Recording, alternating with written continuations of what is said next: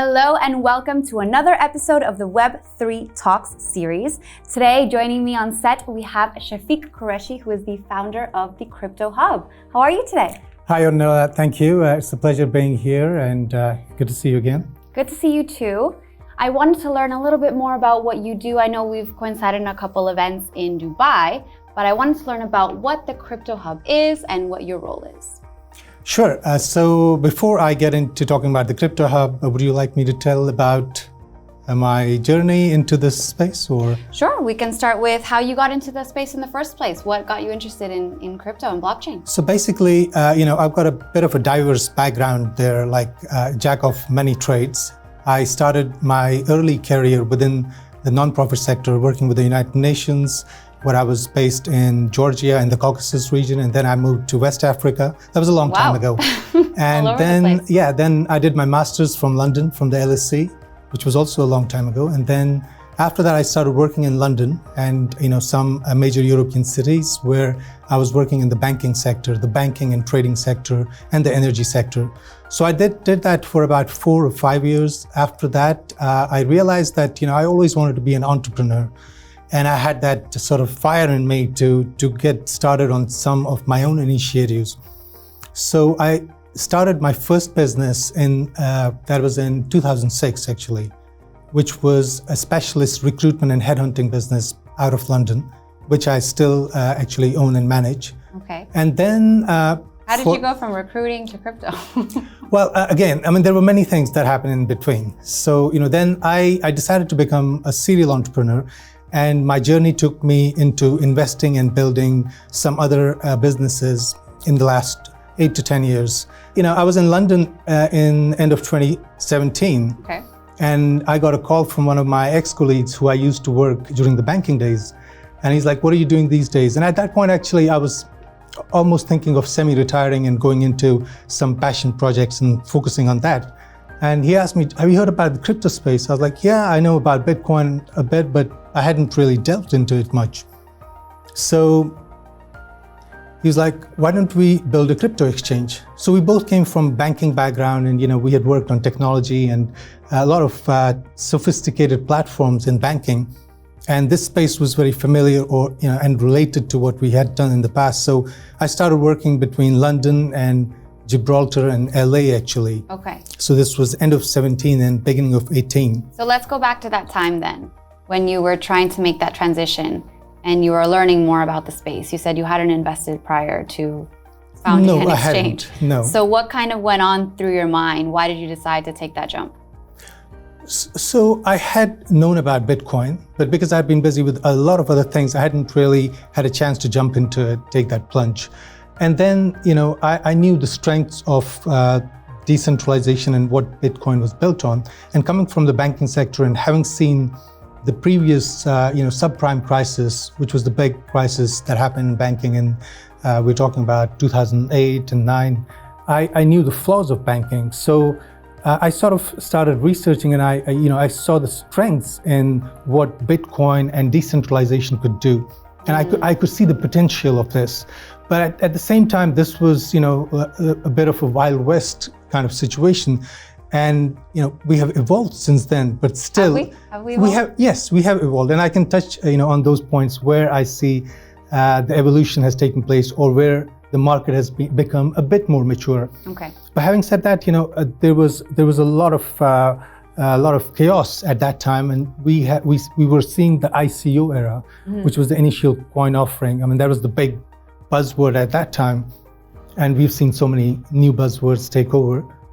So I jumped in at that time, and then we started building this crypto exchange, and we were planning to do an ICO, but then the Fed came the SEC, they came very heavily on the ICO scene.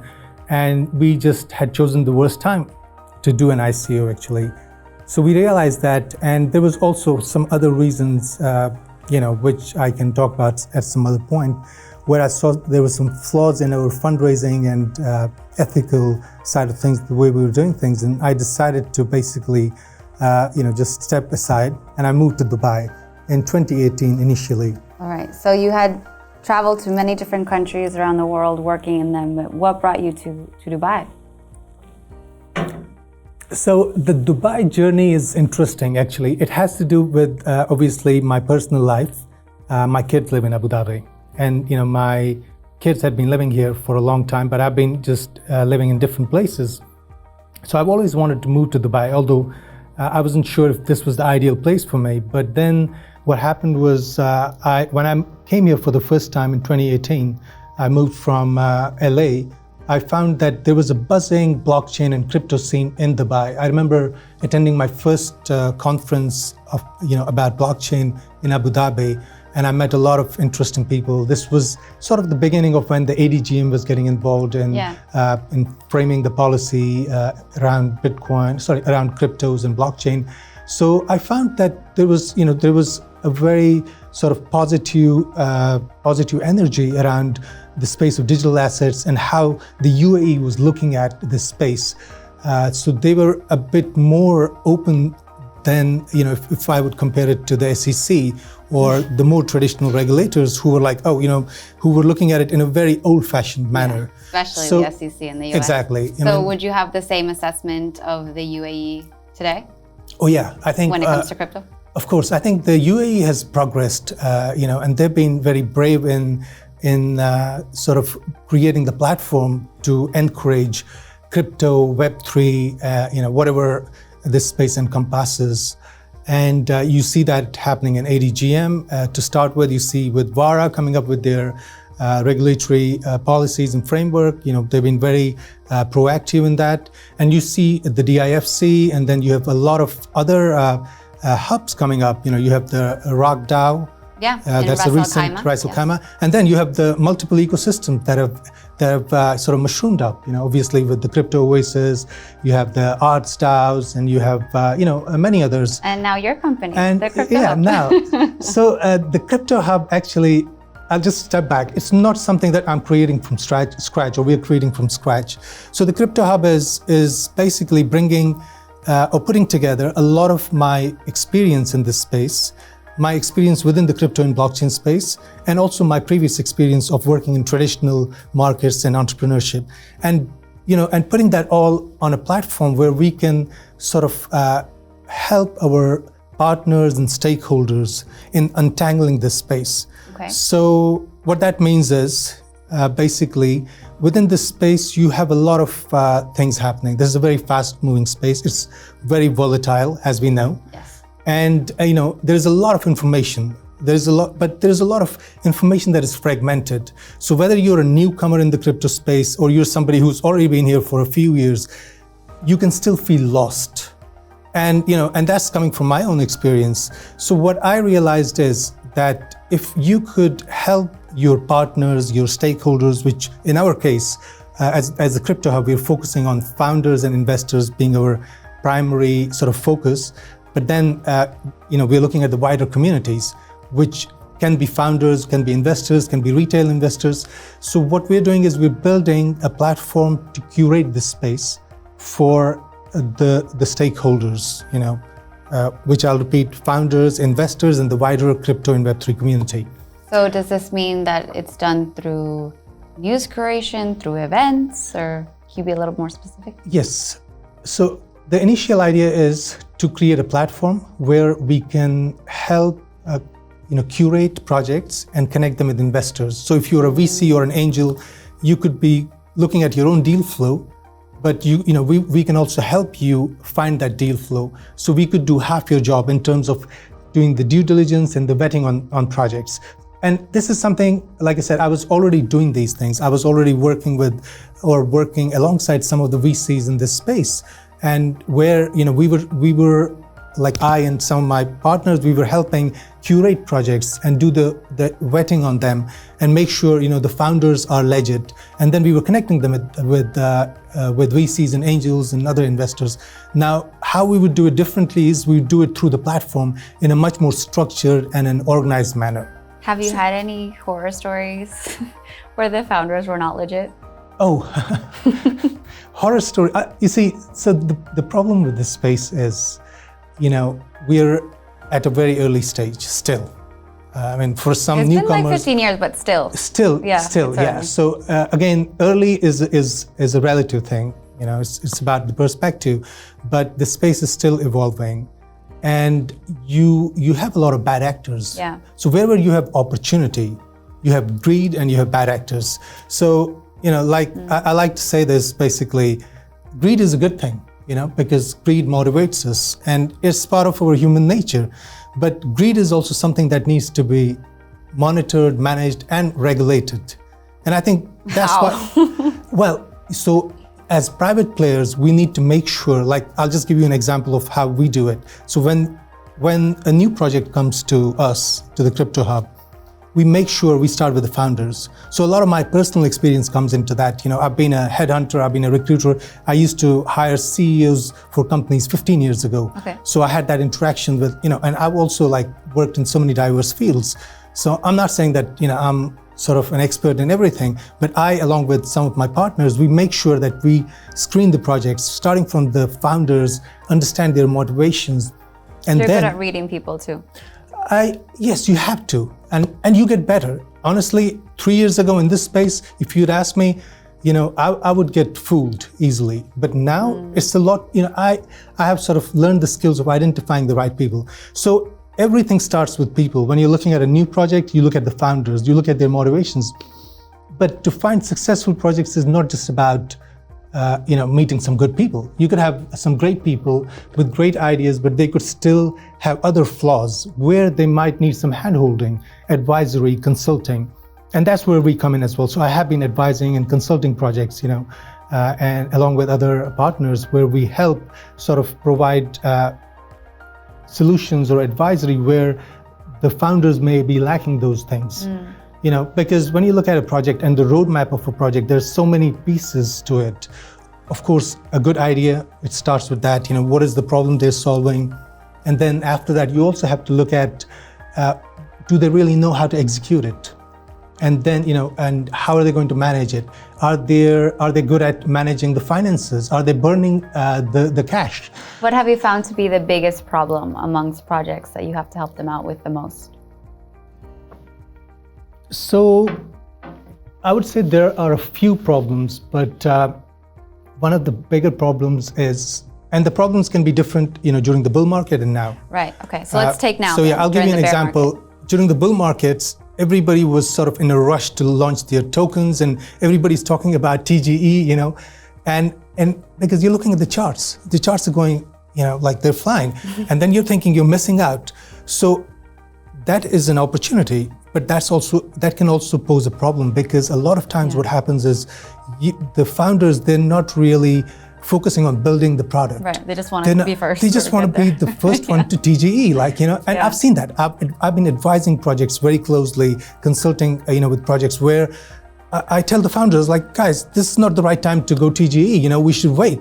They're like, no, and they TGE means what exactly? Token generation event. Okay. Sorry, sorry to use some of the jargon here. So basically saying, the eagerness of founders and projects to launch their tokens and focusing too much on the token side rather than the product side. Right. So or the consumers themselves.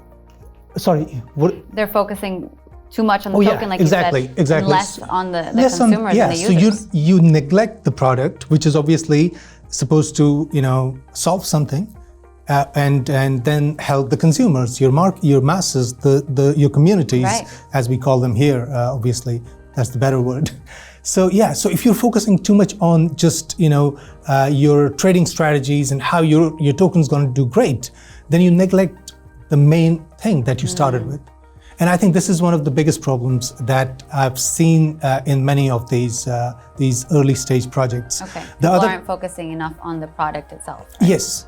But now there is a blessing in disguise with the bear markets. I think that's changing a bit, because people realize that you're not going to just launch a token and 100x and 10x. Yes, that can happen. We all wish that would happen, but it doesn't always happen. And I think this is a good time when you have a lot of weak actors. So I always see the market as good actors, bad actors, and weak actors. You always have very few good actors. You have, some big chunk of weak actors and some bad actors, obviously. Okay, so the majority are bad then. Yeah, well, I wouldn't say the majority are bad. I would say the majority are weak. But you always have the bad actors, and For us, I think it's easier to filter out the bad actors, but it's more difficult to discern between the good and the weak actors. Okay. That's where the expertise comes in. That's where your knowledge and expertise comes in, because weak actors, they may not necessarily be, they may have good intentions. They may be wanting to do things, but they may need more help in building or executing what they're doing. Got it. Okay. And then a little earlier, you mentioned the evolution of the blockchain and Web3 industry and your insights on that. So maybe you can mention a bit about what you've thought so far in your journey, not only as an entrepreneur, but also just as a community member. So the evolution part, I would say the biggest thing, or the major impact that we see, I don't know if impact is the right word, the major difference we see from when I started, or from where many people started, let's say from where I started in 2017, is the adoption. So at that point, fight for mass adoption. That's what everyone always says. Yeah. And so you've seen so much of the jargon change. This space is full of jargon and terminology. Yeah. And sometimes it's also difficult to navigate through it, especially for an outsider, somebody who's not in this space. So we started with talking about ICOs, and then people started calling it something else. Like it was like, oh, it's not an ICO, it's like IEO or whatever. And then you have obviously, we saw in 21 with the bull run, NFTs was the new thing. Right. So everybody was talking about the NFTs, and then it seemed DeFi summer. And then you have the DeFi summer, and then the metaverse, and now Web3 is sort of the umbrella that's encompassing it all. Obviously, Web3 TV, so which is good in a way, because we need sort of one sort of term that creates that umbrella, and we can all put all of these other things under that. Do you think that Web3 is the appropriate term for blockchain and I'm not crypto sure. elements? I'm not sure. I think we can talk about it. I think that's a separate discussion I like to have, actually. I'm not sure if Web3 is the ultimate term, and I think we will see more evolution of these terms happening. Yeah. I think what we see is the mass adoption, and I can give you some examples in that.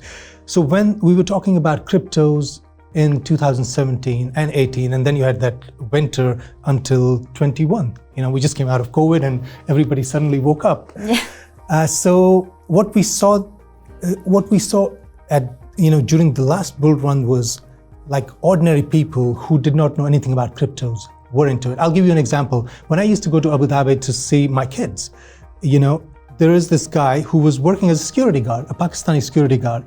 And I just got to know him, and I would say hello, hi to him. And one day he tells me, oh, you know what? I'm into cryptos. And I was like, dude, be careful. So I was worried for him, because I knew there were so many scams happening. There are so many, and I thought, he would probably not be knowledgeable enough to discern, and he would lose money.